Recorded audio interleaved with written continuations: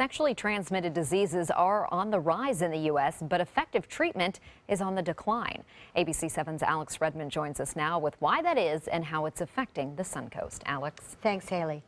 Gonorrhea, chlamydia, and syphilis are among the most common STDs, becoming more resistant to antibiotics. And let's not forget HIV, where numbers of infected teens are rising rapidly and treatment options are losing efficacy.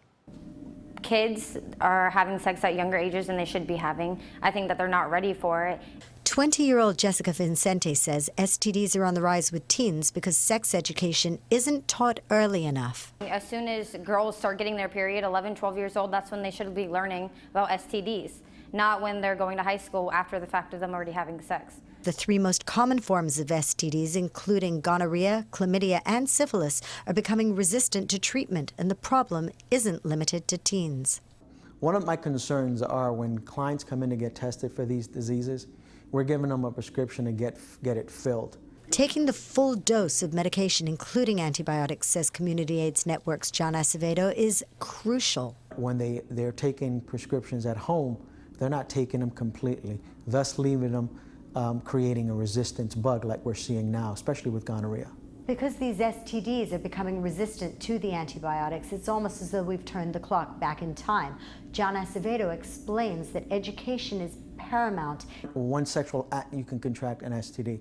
It doesn't matter, you know. One never knows when a person is infected with any virus, which includes HIV. The youth from 13 to 24, those are the highest rising HIV cases in Florida, in Sarasota County, as well as the senior population, that's 55 and up. Treatment choices are less abundant as time passes. Antibiotic resistance occurs when they're too commonly used and viruses are outsmarting the treatment.